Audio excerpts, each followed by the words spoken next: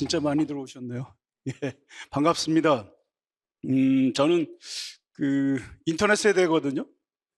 인터넷 세대이자 인터넷을 열심히 분석해 왔던 그런 또 연령대이기도 하고요. 그때부터 공부를 시작했고 인터넷 때문에 공부를 시작했고 학계에 자리 잡은 사람인데 그동안에 한국 사회에서 엄청난 또 기술 변화나 변동이나 이런 것들이 있었고 사회적으로도 굉장히 이제 충격을 많이 받았었고 그것이 우리 사회에 미치는 긍정적인 영향도 있지만 사실은 또 그와 함께 오늘 제가 얘기 드릴 경계에 서 있는 그런 효과들이 한국 사회에 영향을 많이 끼쳤던 것 같습니다.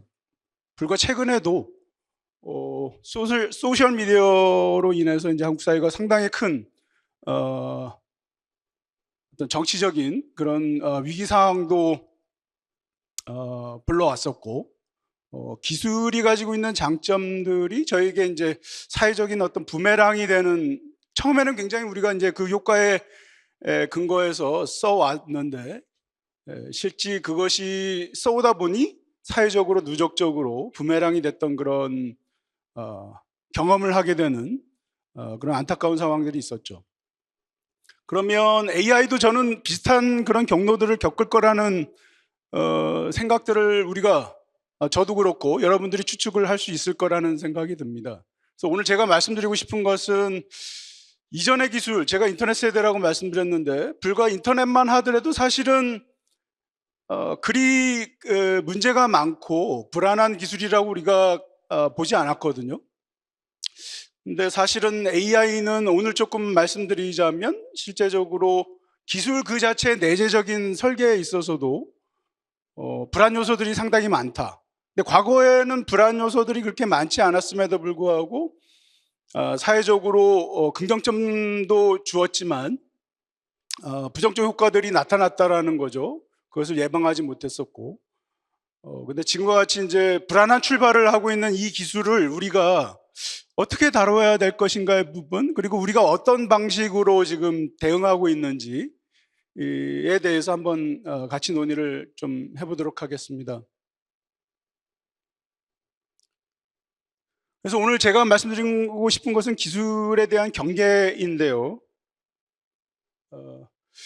저는 사실은 이 지금의 자동화 국면, 우리 자동화 얘기 많이 하는데 특정의 패턴화된 어떤 그런 과업이나 업무 자체를 기계 위임하는 것이 이제 자동화라고 할 수 있을 텐데 초기의 자동화는 우리가 산업혁명기의 1차 자동화, 그 인간의 근육을 대신한 아까 분업도 말씀하셨지만 그런 자동화가 있었고 자본주의의 어떤 상징 같은 그런 사건이었고 산업혁명에 큰 이바지를 했던 그런 자동화 기술의 혁명이 있었죠.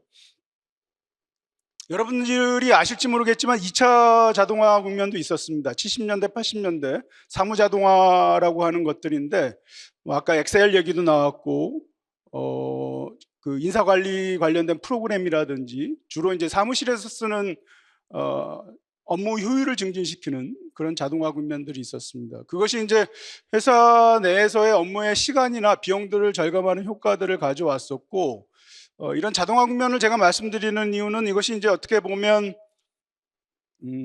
자본주의의 어떤 지금 우리가 자본주의에 살고 있으니까요.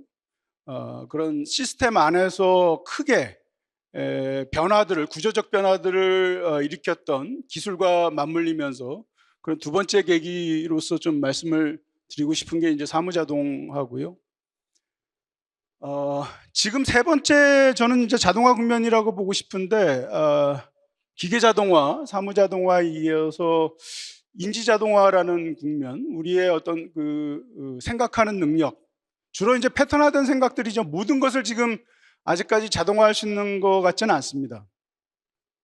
그러니까 특정의 반복된 어떤 패턴화된 업무 자체를 지능 기계에 위임하는 방식, 그것이 이제 지금의 AI가 할 수 있는 역할이라고 볼 수 있을 텐데 그것을 우리가 이제 인지자동화라는 세 번째 단계의 자동화 국면이 아닌가.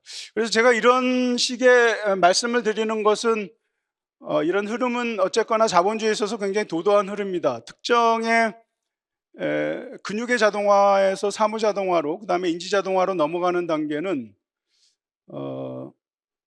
불운하지만 우리에게 개인 각자에게 불안하고 공포스러운 일이지만 실제 이제 자본주의 시스템 내에서 상당히 어떤 목표 아래 이루어지는 체제의 어떤 그런 이윤이라든지 효율화라든지 그런 목적하에서 이루어지는 과정이기 때문에 실제 빠르게 진행될 수 있는 확률이 굉장히 크다. 근데 이제 저희가 할 수 있는 것은 각자가 할 수 있는 것들은 적응하는 길밖에 없겠죠. 근데 조금 더 그런 그 의사결정 과정에 우리가 개입할 수 있는 여지가 있다면 이 과정의 속도라든지 그것이 초래할 수 있는 문제라든지 이런 것들을 예방할 수 있는 그런 여지는 분명히 저는 있다라고 봅니다. 기술이라는 것은 기술 스스로 자가 진화하는 것이 아니기 때문에 어쨌거나 인간 종만이 이제 기술을 만들 수 있고 그 인간 종이 기술을 부리고 디자인하고 개량하고 하는 거지 않겠습니까? 그런 과정들이 분명히 있기 때문에 우리는 수동적으로 쓰기만 하는 존재가 아니기 때문에 그런 그 기술의 디자인이나 설계에도 우리가 개입할 수 있는 여지들이 분명히 있다라는 것, 그리고 그것을 이제 창의적으로 혹은 자율적으로 수용할 수 있는 방법들을 마련하는 것, 그것도 굉장히 중요한 일이겠죠. 예, 압도적인 범용성입니다. 제가 얘기 드리는 범용성이라는 것은 이제 널리 쓰인다라는 것인데, 뭐 아시는 것처럼 이제 AI 기본사회 이번 정부 들어서 많은 부분에서 조금 더 빠르게, 그러니까 일반적인 이용자 수준이 아니고 국가가 주도하면서 정부가 주도하면서 가입자나 이용자 수준을 넓히고 있는 그런 국면에 있죠. 그래서 그 어느 때보다 저는 이제 인터넷 국면 90년대 중반 이후에 인터넷 국면하고도 유사하다라는 느낌은 드는데, 가입자 확보와 관련해서요. 그 당시도 주로 학교를 중심으로 해서 이용자들을 늘렸습니다. 굉장히 할인된 가격으로 통신사와 정부가 같이 협조해서 학교에 대량으로 학생들에게 이제 할인된 가격으로 가입을 시켰고, 지금도 대학을 중심으로 해서 AI 서비스 유료 가입을 무료로 쓸 수 있도록 학교에서 자율적으로 쓸 수 있도록 그렇게 이제 확대하고 있는 추세에 있죠. 그러다 보면 대학부터 그렇게 되면 이제 많은 시민들이 대중들이 쓸 수밖에 없는 그런 상황이 되는 것이고, 그것이 이제 사회적으로 범용화될 수밖에 없는 그런 상황이 초래되겠죠. 그래서 아시는 것처럼 저렇게 이제 프로그래밍도 하고 프롬프트를 넣으면 이미지도 생성해주고 동영상도 제작하고 어지간한 논문도 완성해주고요. 그죠? 대학원생이 쓸 수 있는 정도 수준, 아니면 뭐 그 전공에 따라서는 더 전문화된 논문도 지금 작성이 가능해지는 시기가 됐고, 멀티모달이라 그래서 언어를 넣으면 다른 형태의 이미지라든지 동영상이라든지 호환 가능한 방식으로 결과값들을 생성물들을 만들어주는 그런 현실에 살게 됐습니다. 이 말은 즉슨 사실은 우리가 일상 속에서 삶을 살아가는 곳곳에서 AI가 하나의 뭐 보조 수단이 됐건 혹은 본인 여러분들을 압도하는 수준이 됐건 이제 계속해서 옆에서 여러분들의 의식과 상호작용하면서 새로운 문화들을 만들어내고 의식의 변화들을 만들어낸다라는 것들을 우리가 가정할 수 있겠습니다. 그것이 긍정적이건 혹은 뭐 부정적이건요. 아까 말씀드렸던 이제 AI 기본 사회 혹은 AI 3대 강국, 미중 AI 패권 지금 경쟁 속에서 한국이 이제 세 번째로 안착하고자 하는 그런 욕망, 이런 것들이 분명히 있죠. 그런 것들이 더 빠르게, 더 재촉하면서 우리가 기술을 받아들여야 된다, 이런 흐름들을 만들어내고 있는 것 같습니다. 그리고 이런 분위기가 되면 사실은 개인적인 수준뿐만이 아니고 조직 안에서도 늦게 기술을 도입하게 되면 도태될 것이라는 그런 불안증, 포모라는 현상들이 굉장히 강하게 발생하게 됩니다. 언론 뉴스 같은 데서 좀 들어보셨겠지만 포모는 fear of missing out이라는 거죠. 나 혼자 도태된다는 느낌, 이런 것들이 있으면 이제 조직 안에서 주로 수장들이 그런 역할들을 많이 하시는데, 일단 AI 써봐 라는 거죠. 그러면 이제 조직원들은 사실은 AI에서 상당히 피로도나 이런 것들이 있음에도 불구하고 그것을 거스를 수 없는 그런 상황에 봉착하게 되고, 저쪽에서 쓰면 나도 써야 돼, 뭐 이런 경쟁 심리 같은 것들이 있기 때문에 사실상 국가적으로 그런 분위기가 조성되면 나 혼자 도태된다는 그런 불안감, 이런 것들이 점점 커질 수밖에 없다라고 봅니다. 그래서 이제 제가 지적하고 싶은 것은, 지금의 기술 수용 방식은 그 어느 때보다 좀 성마른 감이 있다라는 생각이 듭니다. 김영삼 정부 때는 사실은 그 아까 말씀드렸던 한국 사회의 그런 그 정보 초고속도로, 우리가 지금 쓰고 계시는 그런 그 빠른 초고속 정보망에 기댄 인터넷 사용이라는 혁혁한 당시에 물리적 망들을 만들고, 그 이후로 한국이 이제 인터넷 강국이 됐던 그런 사례였는데요.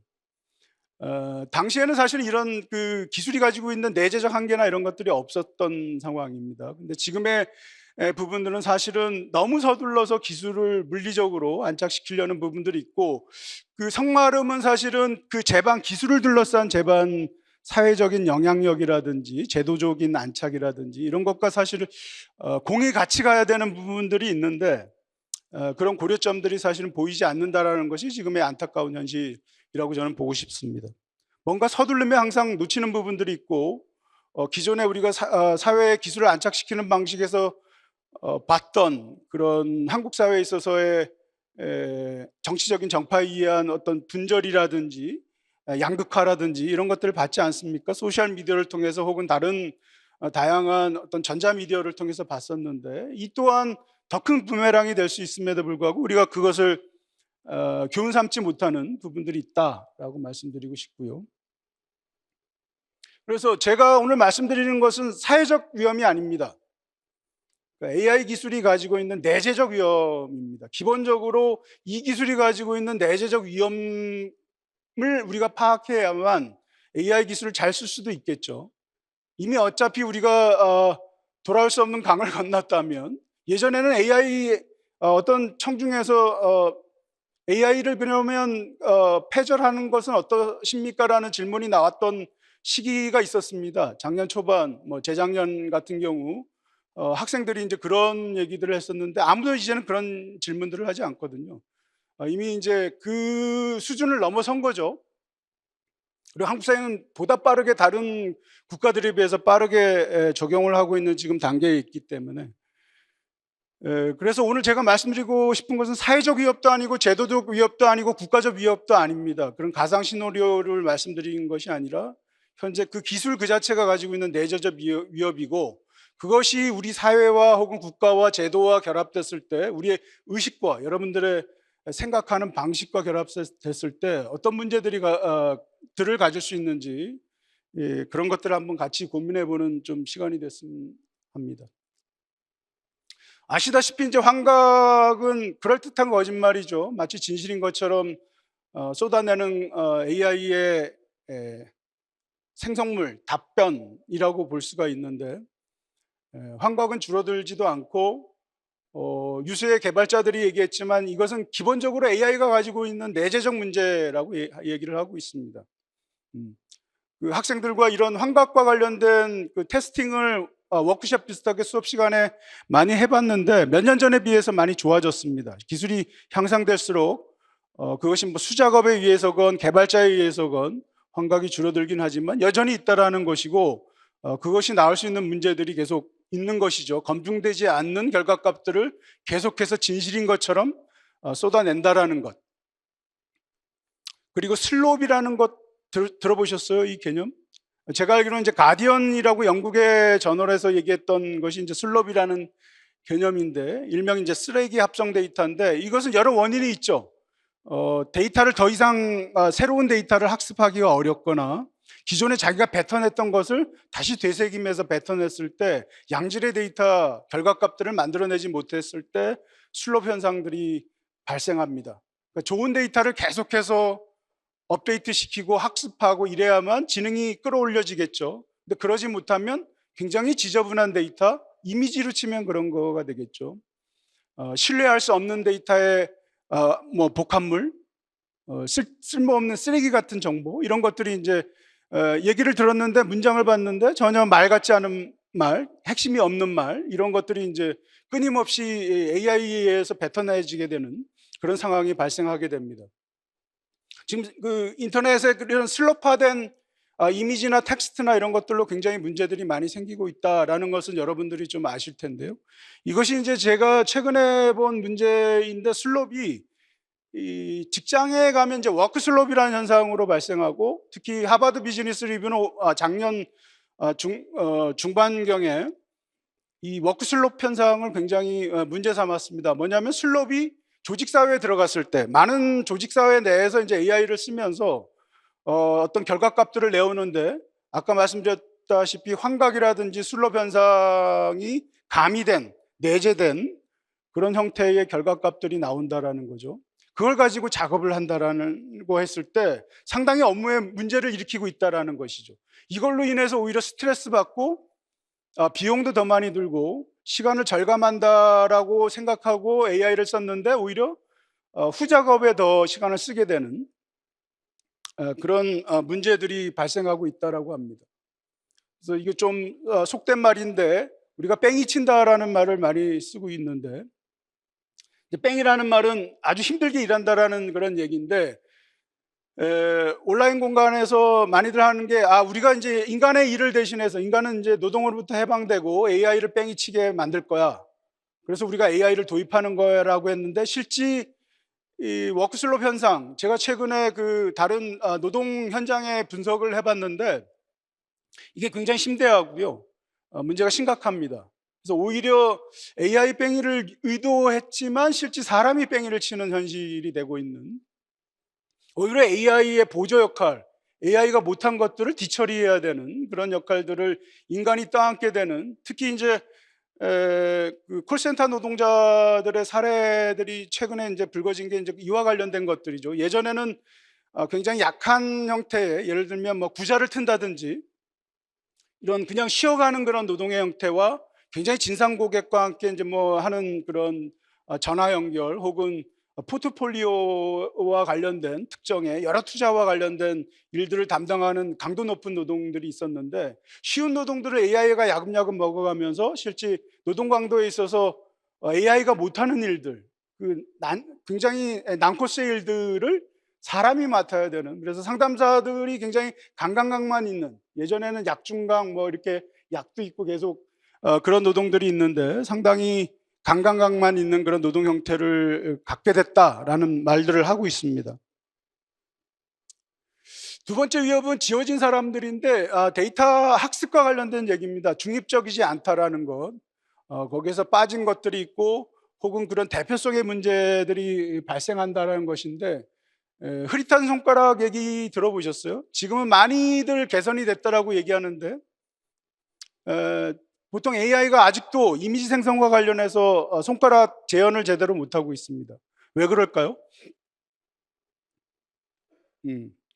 데이터의 숫자가 일단 얼굴이나 다른 인간의 신체, 특히 이제 얼굴이 대표성이 굉장히 강하죠.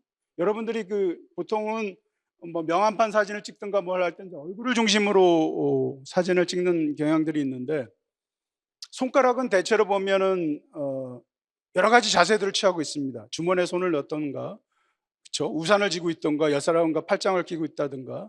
그래서 손가락 재현이 제대로 안 된다라는 것이죠. 이런 부분들이 사실은 여기서 얘기하는 소수민족, 소수문화, 소수언어, 그러니까 대표성이 적은 데이터를, 손가락이 제대로 구현되지 않은 데이터를 학습을 하면 실제로 그 구현 방식에서도 손가락을 제대로 구현할 수 없다라는 거죠.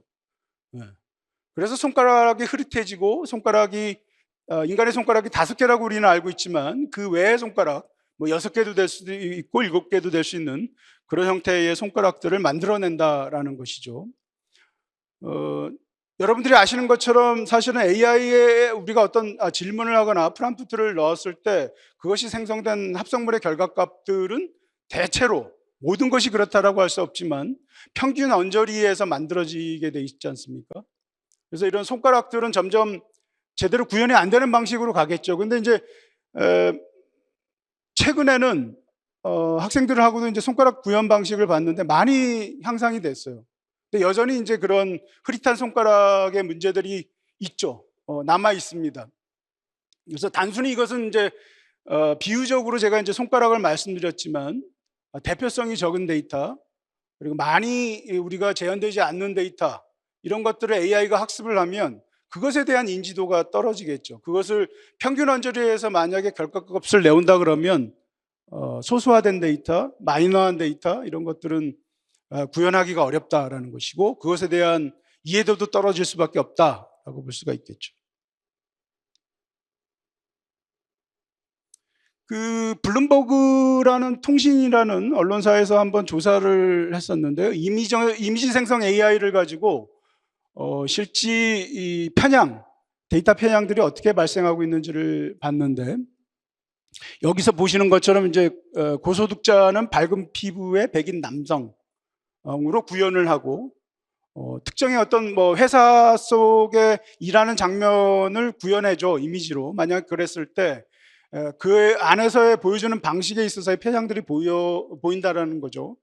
상급자는 주로 백인 남성으로 그려져 있는 것이고, 여기서 보시는 것처럼 이제 그 저소득자는 어두운 피부의 아시아 여성 서비스직으로 묘사하는, 청소를 하신다든가 간호사도 전형적인, 그런 우리가 알고 있는 프로토타입적인 전형적인 형태의 편향들을 보여주고 있다는 것입니다. 문제는 현실 속에서 우리가 어떤 개인적으로 편향들을 갖고 있고, 본인이 생각하는 상식이라고 생각하는 것들이 있을 때 사회적인 어떤 그런 긴장감 때문에, 그죠? 본인이 편향을 갖고 있더라도 겉으로 드러내는 경우들이 많지 않을 수가 있죠. 그죠? 뭐 그게 간접적인 방식이나 뉘앙스적인 방식이나 여러 가지 겉으로 직접적인 발화하는 방식, 말로 내뱉는 방식이 아닌 것들로 표현하거나 그 표현을 상피는 경우들도 있습니다. 누군가에게, 그죠? 특정 민족에게, 특정 국가 출신의 시민에게 그런 방식이 있을 수가 있는데, AI는 굉장히 정직하다라는 거죠. 사실은 텍스트화된, 이미지화된 우리의 상식이 가지고 내포한 그런 텍스트의 이미지, 그런 데이터들을 학습했기 때문에 기본적으로 발화하는 방식에서 누구보다 솔직하게 그런 평양들을 숨기지 않고 드러낸다라는 거죠. 극단적인 방식으로. 블룸버그에서의 실험들은 그런 것들을 확인하게 된 계기고, 이런 양상들은 사실상 우리가 AI가 굉장히 개인화된, 뭐 미디어라고 할 수 있으면 미디어라고 할 수가 있겠죠. 미디어일 텐데 특정의 고정관념들을 우리에게 만들어줄 수 있다. 특히 이제 성인이 아닌 청소년이나 아이들에게 잘못된 인지를 심어줄 수 있고 심상을 심어줄 수 있다라고 볼 수가 있겠죠. 아까 그 설문 방대욱 대표님께서 아까 하셨을 때 이제 문제시, 여러분들도 문제시하고 있는 것이 이 문제일 텐데요. 생각의 근육, 생각에도 머슬이 우리가 있다라고 생각한다면 근육이 퇴화하는, 뭐 사람 자체가 퇴화하지는 않겠습니다. 특정의 기능, 우리가 특정의 그 기계와 계속적으로 상호작용하면 어떤 인지적 과정에 있어서의 변화들이 일어날 텐데, 스마트폰 한번 생각해 보십시오.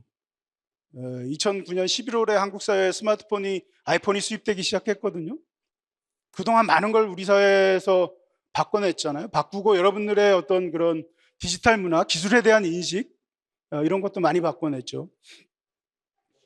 15년 전에는 상상도 할 수 없었던 그런 기술입니다. 15년의 세월이 여러분들의 의식이나 삶이나 일상의 어떤 그런 패턴까지도 다 바꿔냈죠. 문화도 바꿔내고요.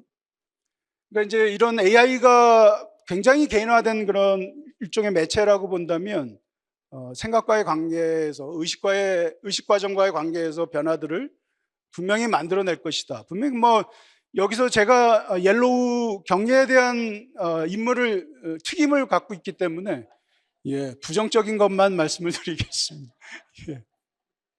저도 얻는 것이 많습니다. AI 쓰면서 지금 굉장히 많은 그 의식의 확장 같은 것들을 느끼고 있거든요. 하다못해 제가 갖고 온 슬라이드도 되게 좋아 보이잖아요. 이게 제가 보기에는 한 6개월 정도 되면 식상해질 것 같습니다.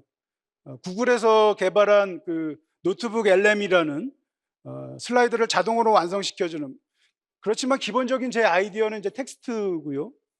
슬라이드를 이렇게 자기가 이제 임의대로 이런 식으로 뱉어서 만들어내죠. 근데 대체로 페이스북이나 이런 거 보시면 이 구글 LM으로 노트북 LM으로 작성한 그 슬라이드들은 대충 보면 거기서 작성한 거야 라는 느낌이 듭니다.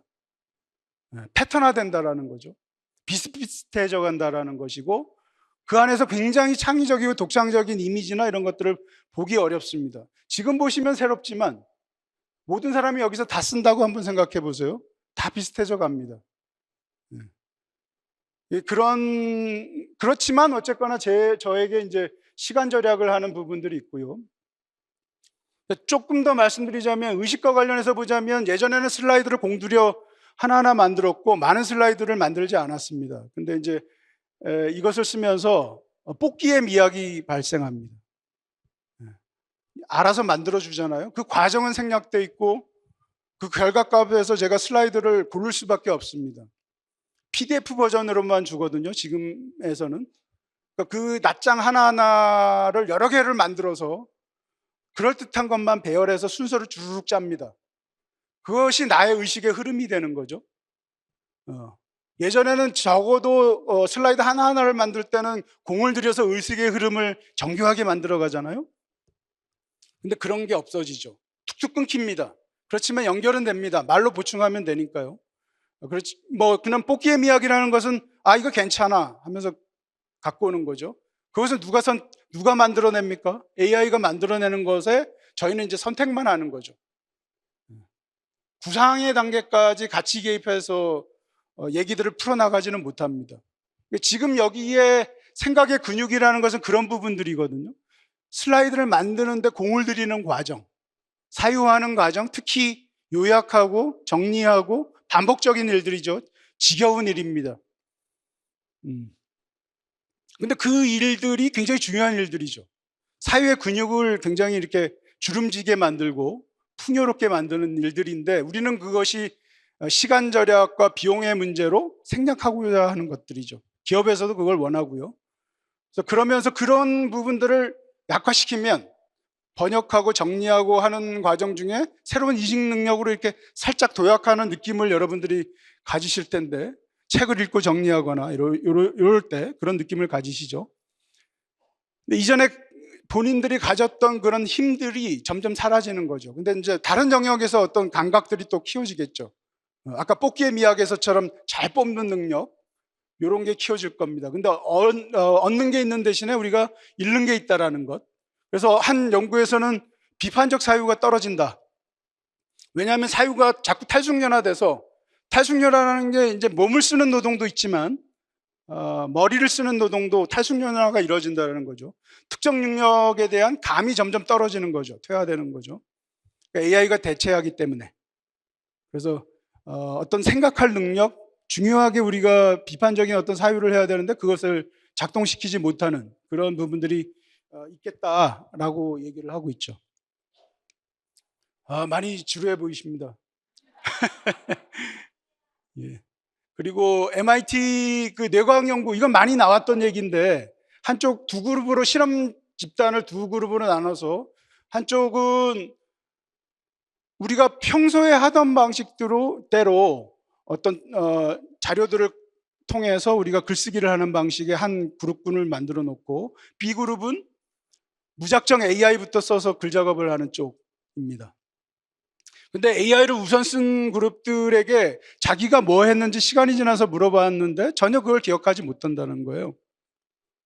근데 처음에 우리가 전통적인 방식으로 사유를 통해서 글 작업을 하고 그것의 결과값들을 내오고 그러는 과정 중에 이제 마지막 단계에서 AI의 도움을 받은 집단들은 실제 본인들이 무엇을 했는지, 어떤 과정을 통해서 결과값을 내왔는지를 분명하게 기억하고 있다는 겁니다. 그것이 이제 사유의 퇴화와 관련된, 사유를 우리가 외주화란 말이 이제 하청이나 이런 데서 쓰는 게 아니라 우리가 생각해야 될 몫을, 돈을 주고 우리가 사는 거잖아요. 내가 생각해야 될 것들을 바깥에 위임을 시키는 거죠. 돈을 주고 사고. 그게 이제 AI를 가입을 하는 거죠. 그래서 그런 현실 속에 있을 때 우리가 얻는 것과 잃는 것의 문제, 이것의 문제들을 이제 잘 지적하고 있고 그것을 실험으로 보여주고 있다라고 보시면 좋겠습니다. 제가 지금까지 보여드렸던 게 세 가지 정도였습니다. 기술의 내재적 문제 관련해 가지고 헐루시네이션, 환각, 그럴듯하게 얘기하는 것, 그죠? 슬롭, 데이터 자체가 쓰레기화되는, 퀄리티가 점점 떨어지고 학습할 데이터가 적어지거나 이러면 자기가 내뱉은 불완전한 데이터를 다시 되새김하면서 슬롭화되고, 그것이 이제 직장에서는 워크 슬롭, 여러분들의 스트레스나 후작업이나 일감을 늘리게 만드는, AI하고 같이 일하지만 내가 마치 AI의 허드렛 일을 하는 듯한 느낌, 그런 것들을 말씀드렸고, 마지막으로는 세 번째는 의식 과정에 있어서의 퇴화, 외주화를 통한 의식의 탈숙연화, 내가 잘했던 영역들을 상실하는데 그 상실이라는 게 개인적인 차원 혹은 조직적 차원, 사회적 차원에서 어떤 영향을 줄 것인지 어느 누구도 검증하지 지금 못하고 있다는 것이죠. 그것이 우리 사회에 어떤 부메랑이 몇 년 후에 올 것인지 아무도 가늠하지 못하고 있다. 이 세 가지들이 복합적으로, 그리고 여기 보여주시는 것처럼 제가 말씀드리는 것은 저 데이터 알고리즘의 데이터 편향과 관련된 그 하나만 말씀드린 겁니다. 그러니까 다양한 기술 내재적인 부분들의 문제들이 있고, 그리고 오른쪽에 보시는 것처럼 이 결과물들이 사회에 퍼졌을 때 그것이 미치는 영향력이 현재적으로 진행되는 것들이 있고 앞으로 또 가속화될 것들이 있을 것이다. 그러니까 그런 부분들을 얘기하는 것이고, 이 외에도 또 있겠죠. 지금까지 우리가 짐작하고 보여졌던 것들을 좀 나열한 것뿐이고요. 그리고 윤리적으로, 그러니까 우리 오늘 일자리 대체에 대해서도 많이 얘기했지만 강박적으로 그런 불안감들이 계속해서 있다라는 것이죠.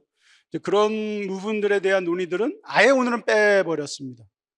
그래서 이 기술 내재적인 부분에 있어서 이런 문제들이 있다라는 것을 여러분들이 잘 인지하시고, 그것들이 사회 혹은 여러 일상 삶 속에서 결합됐을 때 어떤 문제들을 발생시킬 것인가에 대한 대비, 대책, 이런 것들이 조직 내에서도 좀 마련이 되어야 되지 않을까, 그런 말씀을 드리고 싶습니다.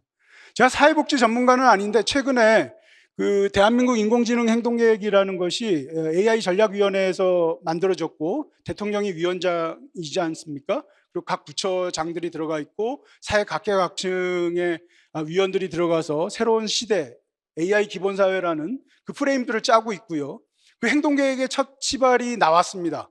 나왔고 보자니 사회복지와 관련된 안건들이 있더라고요. 그래서 그 사회복지와 관련된 AI와 관련된 안건의 그 주요 동기는, 배경은 여기서 얘기하는 세 가지로 정리가 되고 있습니다. 누가 정리했는지는 모르겠지만 사회복지 전문가가 정리를 하신 것 같습니다. 그 생산 가능 인구의 감소와, 결국 인구 절벽인 것이죠. 인구 절벽으로 인한 생산 가능 인구 감소와 고립층의 확산, 그 다음에 이제 정신 건강의 악화, 사회적으로 홀로 된 가정들이 많기 때문에 심리적인 위기, 소외, 이런 것들이 커진다라는 것이고, 마지막으로 이런 인구들이 많아지면 고령 인구도 많아지고 그러면 이제 이런 것이 돌봄 경제 비용의 증가로 올 것이다. 그럴 때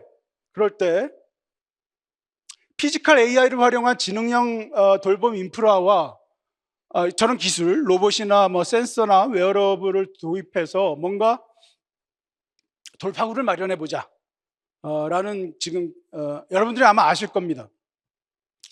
88번은 액션 88번, 행동계획 88번이 이 사항과 관련된 뭐 100가지 이상의 것들이 있는데요. 그중에 88번이 가장 직접적으로 제가 보기에 와닿는, 사회복지사 선생님들이 많이 와 계신데 내용이라 가져와 봤습니다. 그래서 이렇게 이제 실제로 실험할 수 있는 것이 이제 인간 로봇 공전 마을형 실증 사업이라는 것인데, 그러니까 AI를 도입해서 사회적 돌봄들을 자동화시키고 효과적으로 한번 해보겠다라는 것이고요. 그래서 이것들을 했을 때 사회 위험 예측 및 현장 연계, 거기에서 나온 내용을 지금 정리하고 있습니다. 그 다음에 이제 돌봄 노동의 과부하 완화, 두 번째가, 그리고 세 번째가 고령층의 자율성과 안정성 제고, 이렇게 꼽고 있어요. 여기에 동의하실 수도 있고 아닐 수도 있고 기대감이 있으실 수도 있고 뭐 불안감이나 회의감 같은 것들이 같이 공존하는 하실 거라는 생각이 듭니다. 근데 저는 부정적인 얘기만 하고자 하지는 않습니다. 여기에 있어서는 양가적으로 우리가 봐야 되죠. 긍정점과 부정점. 아까 말씀드렸듯이 기술적으로는 위험 예측, 노동과 관련해서 여러분들의 노동 부담 감소, 세 번째는 안전한 생활 지원, 독거노인이라든지 홀로 된 사람들의 돌봄 서비스 개선, 그들의 안착, 심정적 안착, 물리적인 안착, 이런 것들을 강조하고 있습니다. 근데 우리가 같이 봐야 되는 게 있죠. 아까도 세 가지 기술의 문제, 내재적 위협에 대해서 말씀드렸지 않습니까? 그에 근거해서 보면 저 위험 예측이 굉장히 빠뜨리는 것들이 많을 수 있다라는 거죠. 그 근거하에 여러분들이 연결시켜 보면 됩니다. 예외 사례도 누락시키고 소위 소수 사례, 소수 케이스 이런 것들을 잘 발굴해내지 못하고 수면 아래 가라앉게 만드는 그런 데이터의 효과들이 분명히 존재한다라는 것이죠. 그리고 노동부담 감소, 자동화된 피지컬 AI, 로봇들이 돌아다니면서 혹은 감정을 교류할 수 있는 그런 AI 로봇들이 생기면서 우리가 돌봄을 대체할 수 있다 이런 얘기들을 할 수 있죠. 근데 이제 이것이 돌봄의 형식화라든지 인간이 가지고 있는 어떤 서로 간의 관계성들을 통한 정서적 유대 이런 것들하고는 조금 거리가 멀고요. 아까 말씀드렸지만 기술의 내재적 한계 뭡니까? 두 번째, 슬롭. AI를 여러분들이 응용해서 설치하고 쓰면서 알게 모르게 아까 콜센터에 계신 분들 혹은 다른 조직에 미국의 어떤 조직, 기업 조직에서의 워크슬럽에 대한 고민들을 토로한 것처럼 후작업, AI 뒤치다거리 이런 비용과 일감을 줄이기 위한 그런 일들이 오히려 우리에게 더 많은 일들을 초래할 수 있는 그런 부분들이 있다는 거죠. 안전한 생활 지원의 반대쪽은 기술 의존 및 인간관계 단절입니다. 실제 사례로도 그런 AI 인형을 도입했던 한 실험 그 마을에서 실제 노인네분들이 AI와 친화성은 굉장히 커지고 감정적으로 굉장히 좋은 플러스적인 요소들을 가졌는데 실제 마을 회관에 안 나가신다라는 거죠. 대외적인 사회적인 관계성, 또래 집단과의 단절 이런 것들은 또 오히려 더 단절되고 약화되는 그런 모습들을 보여주고 있습니다. 이 양가적인 부분들을 우리가 어떻게 다 같이 보면서 긍정점들을 끌어올릴 수 있을 것인지 이런 고민들을 해야 되겠죠. 근데 지금의 논의는 사실은 저 앞쪽의 논의만 우리가 계속해서 보고 있다라는 그런 얘기를 말씀을 드리고 싶습니다. 안정장치라고 하는 것이 결국은 아까도 말씀드렸지만 그런 양가적인 측면들을 다 읽어내야 된다라는 것, 그리고 여전히 그런 기술 내재적인 문제들이 있는데 이런 사전검증, 데이터와 관련된 처리 부분과 관련된 편향이라든지 이런 것들이 있다면은 그거에 대한 디자인 설계나 이런 것들을 수정해야 되겠죠. 그리고 최종 판단은 여러분들이 인간이 중심이 돼서 그런 돌봄이나 관계성들을 회복하는 것들이 굉장히 중요하고, 데이터 정의적인 측면, 누락된 데이터, 소수 데이터, 재현해서 이렇게 보여지지 않는 데이터들, 이런 것들을 우리가 어떻게 관리하고 사회적인 약자나 이런 보이지 않는 데이터들을 어떻게 밖으로 끄집어 올릴 수 있는지, 지금의 기술의 과정들은 그런 것들을 점점 외면하고 수면 아래로 가리게 하는 그런 기계적인 그런 과정들을, 프로세스를 갖는다라는 것을 염두에 두고 이런 부분에 좀 더 주의를 할 필요가 있겠죠. 그래서 마지막으로 말씀드리고 싶은 것은 결국 AI가 중심이 되는 것이 아니고, 특히 이제 돌봄이나 사회복지 영역에서는 제가 보기에는 오히려 사회복지사가 중심이 되는, 인간이 중심이 되는 그런 AI가 인간의 옹기를 대체하는 것이 아니고 사람이 중심이 돼서 돌봄을 취하는 그런 방식이 돼야 될 것이고, 효율성보다는 기술적 효율성, 기계적 효율성, 비용 절감, 시간 절약이라는 논리보다는, 한국 사회가 그런 시간에 대한 강박들이 굉장히 크지 않습니까? 이제 그런 부분보다는 관계망의 복원, 그것이 저는 이제 돌봄의 중요한 첫 번째 우선순위라고 보고 싶고요. 그리고 윤리적 가이드라인, 여전히 기술적으로 AI가 문제가 있기 때문에 그것을 응용하는 방식에 있어서 제한을 두고 그것의 문제점들을 개선하는 그런 방식으로 가야 되지 않을까, 그렇게 말씀을 드려봅니다. 마지막으로 제 슬라이드는 이렇게 저의 글과 노트북 LM이 같이 합작해서 만들어낸 슬라이드고요. 예, 지금까지 경청해 주셔서 감사드립니다.